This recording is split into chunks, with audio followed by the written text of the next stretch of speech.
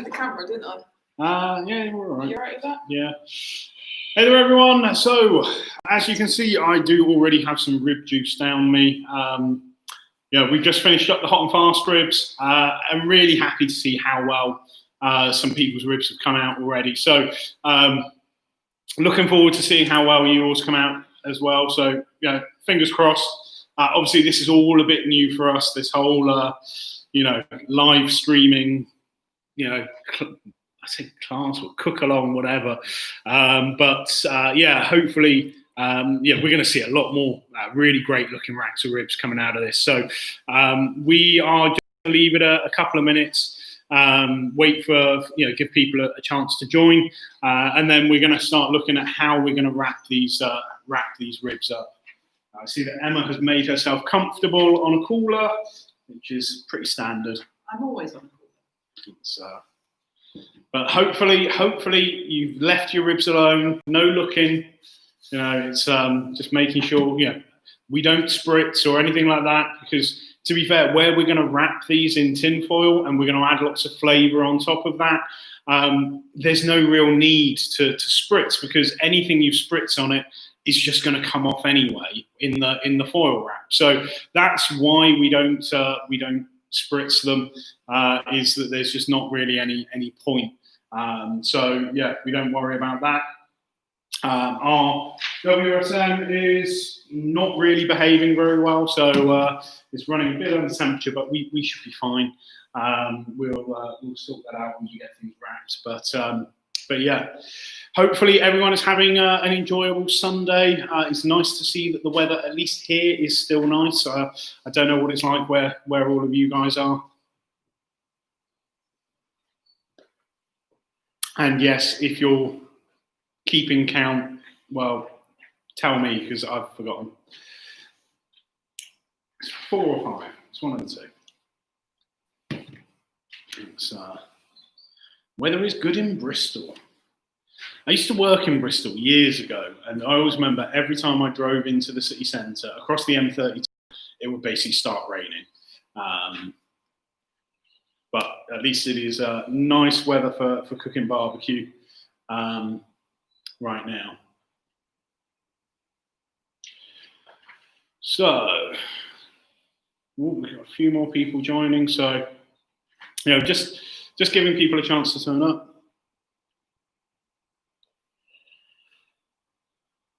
Okay, I didn't realise you were in Hull Avington. I know Hull Avington, Wayne, from the go-kart track. It's quite a famous go-kart track, if there is such a thing.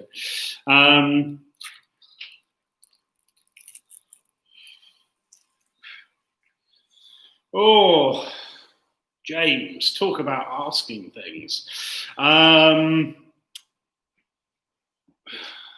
Baby backs basically, it's, I follow a slightly, a bit of a different method on them. So for cooking low and slow on them, it's basically 2 hours, and then I wrap them for 2 hours at 250. That's the basics of it for a for baby back ribs. To be fair, and talking about the timings on things, I put a timeline in the Facebook event. The only thing to look at is when we talk about flipping the ribs, basically we flip them every 10 minutes for half an hour. So we flip them 3 times, flip them so they're meat side down, give them a bit of a burn, flip them back over, burn them a bit more on that side, and again, and that's it. So yeah, hey there, Jeff. Right, so looks like we are, we've got a few more people joining. So what we are going to look at now is actually getting ready to wrap our ribs. So our spare ribs have been on the cooker now for about 2 hours and 45 minutes, roughly. So now we need to get ready to wrap our ribs. Great to hear that those hot and fast ribs were really good, Nikki. I mean, it is great to hear that people have managed to get a really good cook out of it. So hopefully we can do the same with the low and slow guys. So tin foil. So basically we've got a sheet of tin foil out, a little bit longer than our rack of ribs, obviously. And first thing we're going to do, we've got them shiny side facing in. I know a lot of people say that it doesn't make a difference. It does. It just does. I won't tell you the non-scientific method I proved this on, but because I don't think someone would like it. But we have tried it, and there was a difference. If you haven't got extra thick tin foil at home and you're just using normal tin foil, I would say maybe 3 to 4 layers of tin foil you will need, just so the rib bones don't stick out. If you've got extra thick tin foil, we've got this stuff from Cash and Carry. Literally, you can fix planes with it. It's that thick. We're only using 1 piece of tin foil. Yeah, 1 sheet. 1 sheet is plenty. Okay. So, first thing we're going to do is we're going to start off with we want to start adding some sweetness to these ribs. So Emma's just going to put one of her handfuls down of light brown sugar.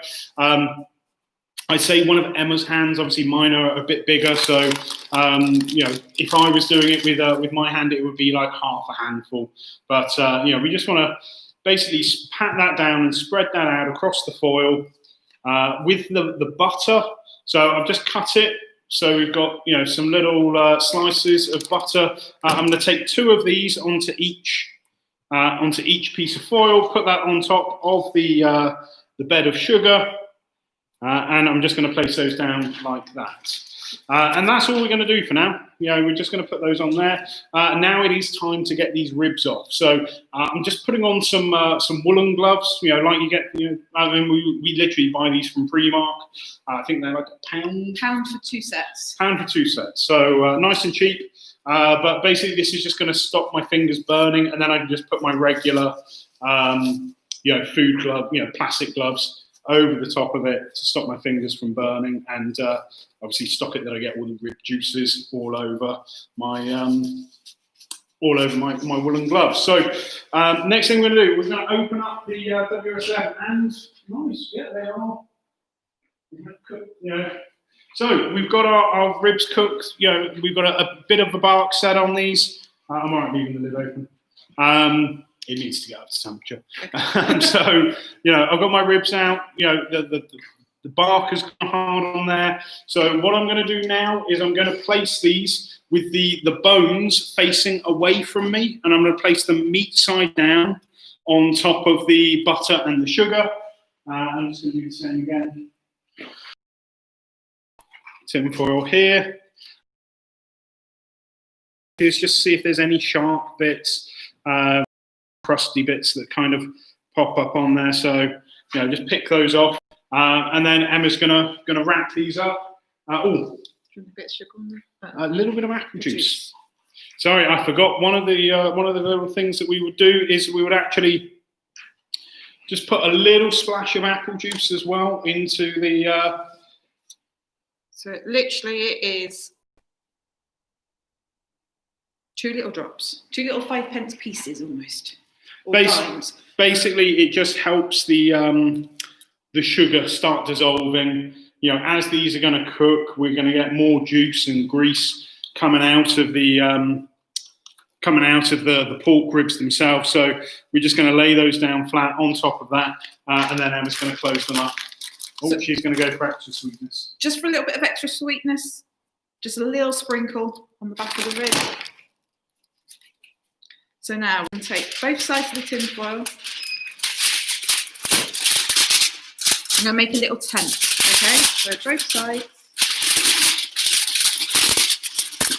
And we're slowly going to fasten at the top. The reason I do it slowly is that the bones don't pop out. Constantly feeling and checking. And once tight up against, we seal both sides. So for anyone that was doing the hot and fast ribs as well, you'll notice we're not pouring the extra apple juice in here. Because we're cooking at this lower temperature, we don't have the same fear of burning. So we don't need to do that. We can just keep it a bit more concentrated. So once again, I'll do sideways view. both sides come up and slowly wrap until you hit the middle, constantly checking to make sure nothing's popping out, and tightly secure both sides. The reason we wrap this way is so that you have two handles, both each side, to help get them on and off the cooker. So the other good thing, so we always lay the bones facing away from us because, again, that helps with when you're putting tension on the foil. It helps you reduce the chance of splitting them. Then that is just a case of put them back onto the cooker. Okay, we're going to close up our WSM. We need to get that thing a bit hotter, but that's it. So we give you a bit of time to get that done, and then you can ask any questions that you might have. Other than that, we are going to then leave these on for basically like about an hour and 50 minutes, so just short of 2 hours. So we're going to be back online at 20 to 5, so 4:40 we will be back online. But like I said, I'll give you a chance to get these ribs wrapped. Let us know when you've got those done and got them back onto the cooker, and then we'll go through things again.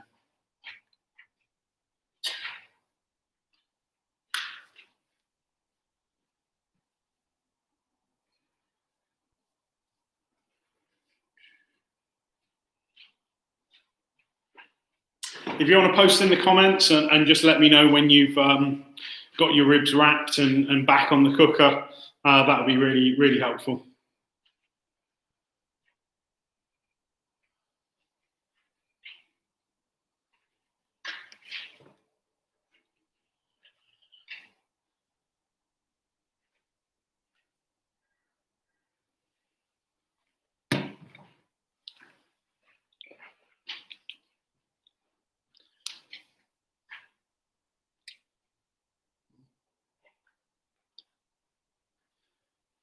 I know we're doing low and slow, but wrap quick.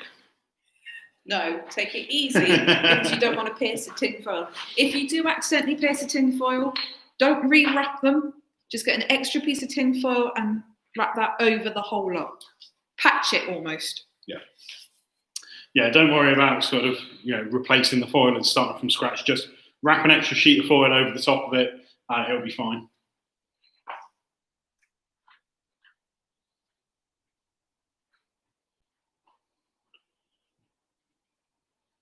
Who is going to be first to say that they have got their ribs back on the barbecue? Come on, Nikki. She's already eaten her. Oh, James has beat her. Oh, there we go. Admittedly, I don't know how to do that with fancy stuff. I'm guessing that's I'm old. Yes, now these ribs, like I said earlier, we are going to leave them to cook. It's going to be on for a little while longer. So we are going to come back online at 14:40. Okay. So we're going to come back online at 14:40. We're going to come back online at 4:40. So 20 minutes to 5, we'll be back online. We will schedule an event for this, so you'll have advance notice on that. We will be back online, and we'll be online a few minutes beforehand. James, if you think the monolith got a bit hot, so they're a little bit further along, maybe as you then go to cook them in the foil, just run the temperature a bit lower. Whilst we're looking at 250 at the moment, if they're sitting there a bit hot, maybe try and dial it in around like 230 instead. But feel free to send me a message, and we can show me what you got, and we can figure that bit out, as it were. Other than that, so the ribs are wrapped, they're back on the cooker. We're getting things going. We will be back online. Oh, time for another beer. Time for another beer. So we will be back online at 4:40. Okay, and so basically just short of, what is it? About an hour and a half time. So Great to hear that they're smelling amazing. Yeah, I mean, some people, to be fair, I would still, depending on what type of cooker I have, I would still cook low and slow. So if I was cooking on like a pellet grill, I would probably cook low and slow because you got more flavour, more smoke flavour in it. If I was cooking on something like I like the Weber's. I think the Weber's cook a bit better low and slow than they do hot and fast. I think it's all about trying to, cookers. I tend to think that cookers have a place where they cook best or they operate best. So ceramic grills, definitely, I do think they're better for low and slow than they are for hot and fast. But don't get me wrong, something like a drum, I mean, that's a hot and fast cooker all day long. And to be fair, certain offsets cook better hot and fast than they do low and slow, and vice versa. So there is reasons why people do still do low and slow, but hot and fast is my preference because it gets done a lot quicker. But and as the people that did that cook along saw, you still get a really good, tasty, juicy rib. The colour that was in it was fantastic. So, but no, we've got these ribs cooking. We're going to go offline now. So we will be back at 20 to 4. 20 to 5. No more beer for you. 20 to 5. So 4:40, we will be back online. We will schedule this next part for the basically, are the ribs going to be done or not? This is always the fun part. So we will leave you to it. I'm going to enjoy another mighty fine beverage, and we'll come back in about an hour and a half. And get ready to check if these ribs done, and then if they are done, which hopefully they should be, what we need to do next, how we're going to source them, how we're going to cut them, all that kind of good stuff. So hopefully it's all good. Yeah, new beer, perfect, brilliant colour. That's exactly what we want to hear. So let's keep cooking. We'll get these done, and we'll see you back in about an hour and a half. And we will hopefully have some delicious ribs to start cutting into. Yep, keep going at the same temperature. So, at 250 degrees Fahrenheit. That's basically we'll cook that same temperature the whole way through. It's brilliant, Luke. Great to hear that they're smelling amazing already. To be fair, I've actually got some of my hot and fast ribs left to tuck into, so I might eat a couple of those. So, but yes, so 4:40. Hour and a half's time. We'll be back. We'll leave you to it. All right. Have a good afternoon. Cheers.